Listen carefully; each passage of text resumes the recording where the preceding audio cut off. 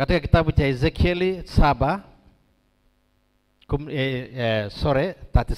verse 1, ambaye tunaenda kusikiza neno la Mungu, ambaye wewe ujitayarishe moyo wako uisikie neno la Mungu, maana Mungu yuko pamoja na wewe. Mungu yuko hapa kwa sababu tunaabudu yeye peke yake. Nataka mtu aanze kutabiria maisha yake. Tabiria maisha yako. Tabiria mambo yako. Tabiria nyumba yako. Tabiria kazi yako. Tabiria mambo ambayo haiwezekani. Nabii wa Mungu, mtu wa Mungu anaitwa Ezekieli, alitabiria mifupa ambaye imekauka. Jina la Bwana libarikiwe sana. Haleluya. Tabiria shida yako ambaye haiwezekani. Kuna mambo ambaye haiwezekani kwa wewe, haiwezekani kwa watu. Shida imekuwa mingi, kitu ambaye haiwezekani. Lakini leo neno la Mungu linasema tabiria vitu ambaye haiwezekani ikawezekana. Tabiria vitu ambaye haiwezekani ikawezekana. Haleluya. Ezekieli akaambiwa na Mungu utabirie mifupa iliyo mikavu. Sijui kama tunaelewana. Mifupa ya watu ambaye walikufa na wakakaa katika bonde, akapelekwa mpaka bonde, akaona mamilioni ya mifupa ambaye ni ya watu walikufa. Mungu akamwambia tabiria hiyo mifupa ipate nyama na ipate mshipa na ipate damu na ipate uhai. Mtumishi wa Mungu kwa sababu aliamini Mungu, akatabiri juu ya mifupa, na mifupa ikapata nyama, ikapata uhai, ikapata damu, na ikasimama ikawa watu ambaye wako hai kwa sababu aliamini Mungu.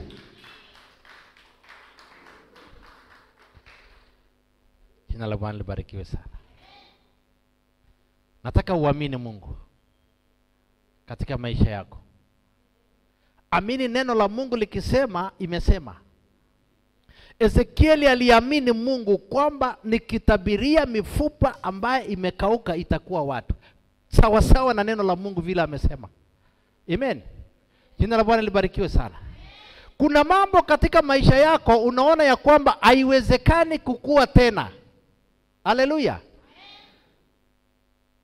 Kuna mambo ambayo imekufinya, umekuwa na shida. Kuna shida mahali imekufinya ambayo watu wanaona haiwezekani, lakini Mungu amesema inawezekana.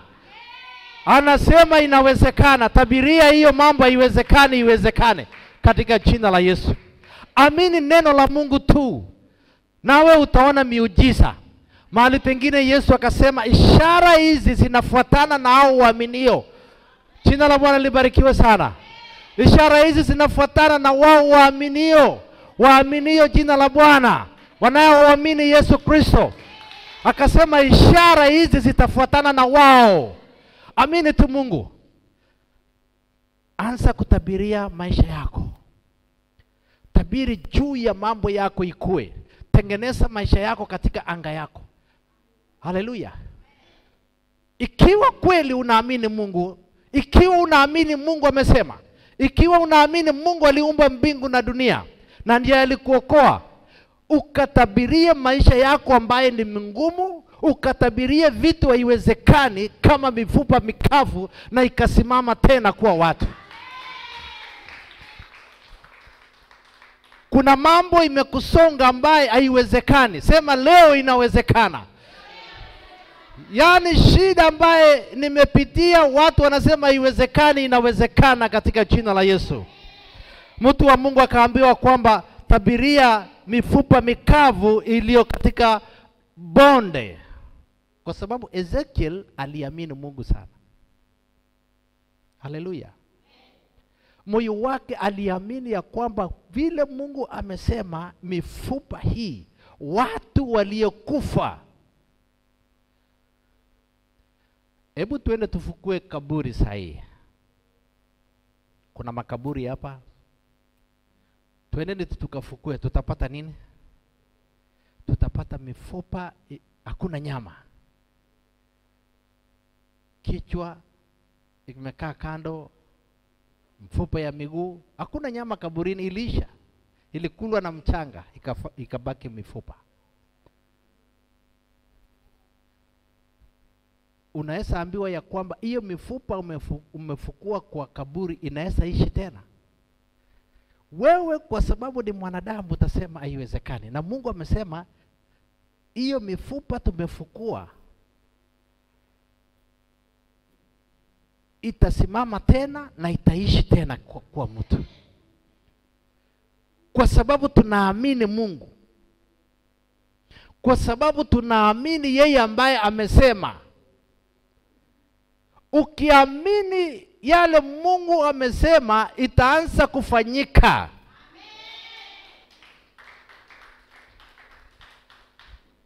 Hata kama unaona hii mambo haiwezekani kabisa, ni mambo magumu sana, inawezekana. Anza kusema inawezekana. Tabiria tu maisha yako. Unasema hii inawezekana. Nitatoka hapa niende mahali pengine. Hii itatendeka katika jina la Yesu.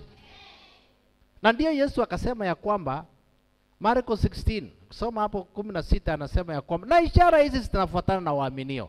Hata wataumwa na nyoka na watakufa. Hata watapewa sumu. Bila kujua unakunywa sumu na unakuwa hai. Watakanyanga nyoka, watakanyanga inge na watadhuru. Ni kwa sababu ya neno la Mungu limesema. Ukiamini neno la Mungu kama Ezekieli, shida zako zinaisha. Shida zako na mambo yako mangumu inaisha katika jina la Yesu. Anza kutabiria maisha yako katika jina la Yesu. Tabiria, ukatabirie mambo ambayo hayawezekani yawezekane. Yaani unatabiria mambo mangumu yakuwe rahisi. Yaani unatabiria mambo imekwama yakawa mazuri. Ukatabiria mambo hatari yakawa mazuri, ambayo haiwezekani kwa macho ya binadamu yakawezekana, kwa sababu Mungu amesema ya kwamba yatakuwa na atakuokoa. Jina la Bwana libarikiwe sana. Amen. Soma hapo mstari wa kwanza na 1, 2, 3 mpaka 6. Marko.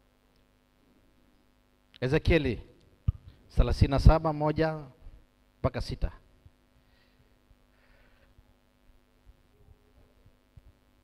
Eh, 37 verse 1.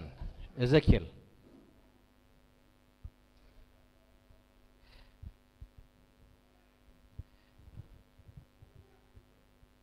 Ezekiel 37 kuanzia 1.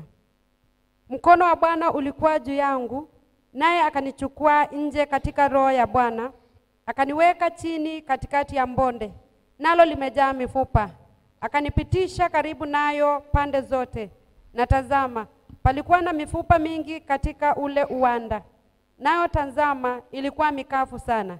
Akaniambia, mwanadamu, je, mifupa hii yaweza kuishi? Nami nikajibu, Bwana wangu, wajua wewe. Akaniambia tena, toa unabii juu ya mifupa hii, uiambie, enyi mifupa mikavu, lisikieni neno la Bwana. Bwana Mungu aiambia mifupa hii maneno haya, tazama, nitatia pumzi ndani yenu, nanyi mtaishi. Nami nitatia mishipa juu yenu, nami nitaleta nyama iwe juu yenu, na kuwafunika ngozi, na kutia pumzi ndani yenu, nanyi mtaishi. Nanyi mtajua ya kuwa mimi ndimi Bwana. Basi nikatoa unabii kama nilivyoamriwa. Hata nilipokuwa nikitoa unabii, palikuwa na mshindo mkuu, na tazama, tetemeko la inzi, na ile mifupa ikasongeleana, mfupa kwa mfupa mwenziwe.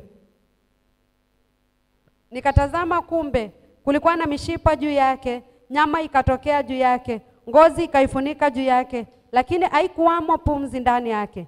Ndipo akaniambia, tabiri, utabirie upepo, mwanadamu, ukauambie upepo, Bwana Mungu asema hivi, njoo kutoka pande za pepo 4, pumzi, ukawapuzie hawa waliouawa wapate kuishi. Tumpe Yesu sadaka nzuri. Amen.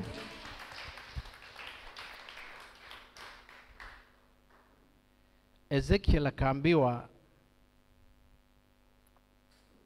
tabiri sasa hiyo mifupa na nyama wakawa hai.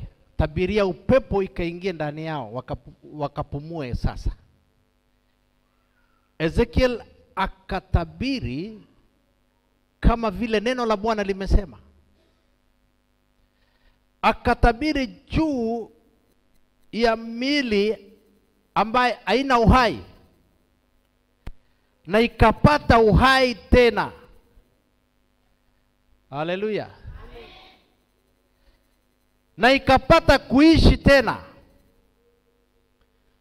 Ezekieli akatabiri upepo ikakuja kutoka mali ilikuwa, ikaingia pumzi, ikaingia kwa ile mifupa, na imepata nyama na imepata damu, ikaishi tena. Kwa sababu utaishi tena wakati matumaini yako imeisha, wakati wewe unaona wewe sio kitu duniani, na wakati umeona ya kwamba haiwezekani, Mungu amesema uitabirie maisha yako tena, ukawa hai tena. Ukatabiria upepo tena ikakuja ya maisha yako. Ukatabiria mambo ambayo haiwezekani yawezekana. Amen. Mtu ampe Yesu sadaka nzuri. Amen.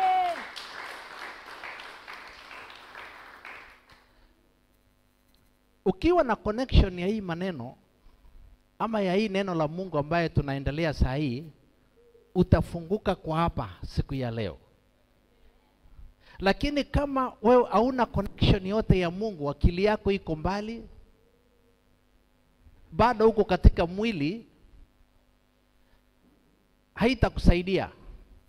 Lakini yule ambaye amekonektiwa ama ameunganishwa na hii neno la Mungu kwa wakati huu, atatoka hapa kama amebarikiwa na mambo yake imekuwa sawa.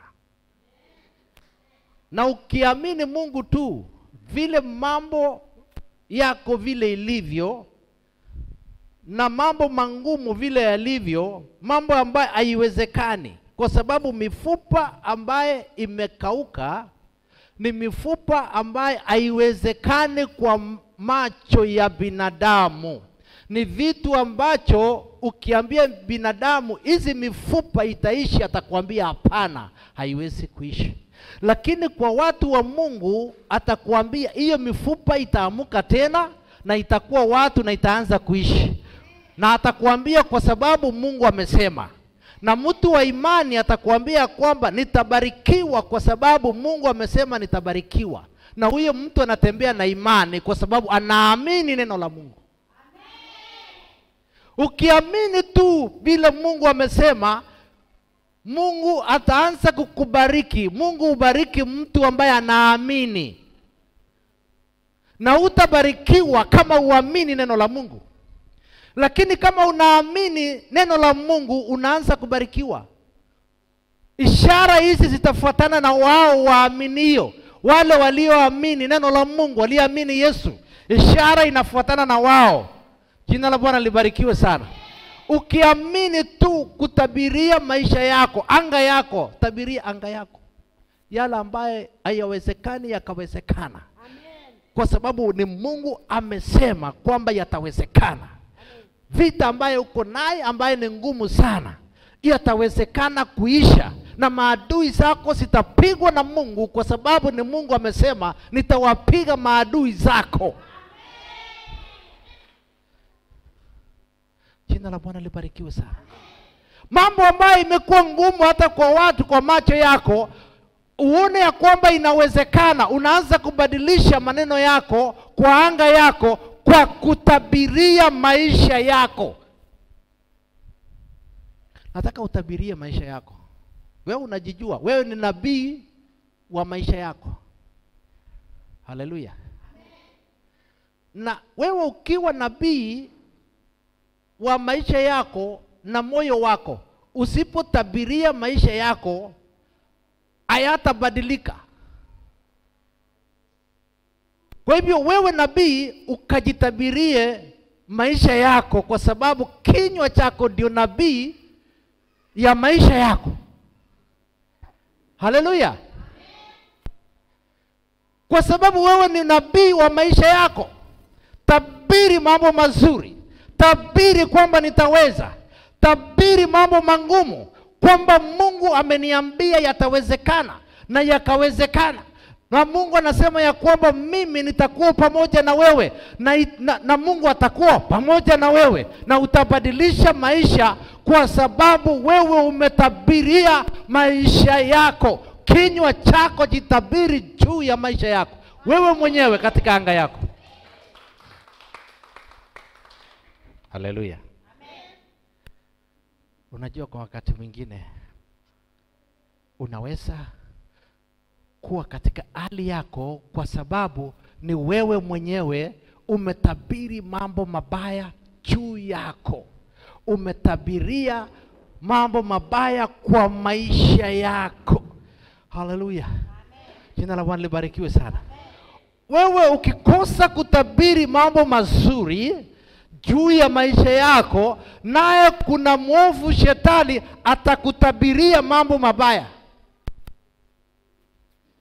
Jirani yako atakutabiria mambo mabaya, na itakufuata kwa sababu wewe umekosa kuwa nabii wa moyo wako. Umekosa kujitabiria katika anga yako kwamba mimi ni mshindi na shida yote itaisha, shetani atashindwa, kama vile neno la Mungu nasema kemeni shetani naye atawatoroka. Sasa ukishindwa kujitabiria mambo mazuri, mambo mabaya inakuja. Kuna mwingine anakutabiria mambo mabaya. Usiku anatembea, na ndio mnaotanga usiku. Anakuonyesha mambo mabaya, anakupeleka kaburini kwa sababu amekufananisha na mtu ambaye amekufa. Akakupeleka kule baharini, na kule we si mvua samaki, we si mvuvi, na anakupeleka kule kwa sababu umekosa kujitabiria kwa maisha yako. Mambo yako inaharibika kwa sababu wewe mwenyewe haujitabirii mambo mazuri, wewe mwenyewe kwa kinywa chako. Kwa sababu kinywa chako, ulimi yako na maneno yako yana nguvu sana. Maneno ya kinywa chako ukiongea ina nguvu sana. Mungu akaumba ulimwengu kwa kusema. Haleluya. Akasema ya kwamba iwe nchi kavu na bahari, na ikawa. Akasema iwe miti, iwe samaki, iwe wanyama, na ikawa hivyo kwa maneno yaliyosema. Na hiyo maneno yaliyosema nchi iwe, na ndio ilikuja ndani yako ukapuliziwa. So creation ina nguvu. Uumbaji ina nguvu ndani ya mtu, vile uliumbwa ina power. Ulimi wako ina nguvu tofauti ya kuumba. Unaweza umba maisha yako kwa kusema, kwa kutabiri, kwa kusema nitashinda hii kesi, nitashinda hii majaribu, nitashinda wachawi, nitashinda waganga, nitashinda walionichukia, nitashinda maadui, kwa sababu wewe ndio nabii wa moyo wako. Wewe mwenyewe. Haleluya. Kuna mwimbaji mmoja ameimba ya kwamba wewe ndio unajiroga mwenyewe. Na unasema umerogwa, na ni wewe unajiroga mwenyewe. Wakati mwingine hakuna mchawi ambaye amekuroga, ni wewe mwenyewe unajiroga kwa maneno. Kwamba hii shida yangu, shida inakuja kwa sababu umesema hii shida yangu.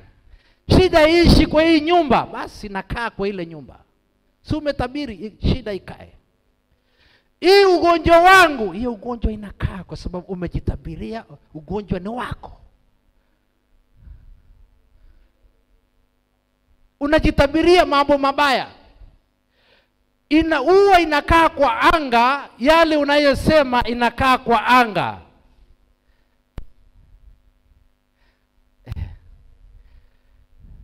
Haleluya.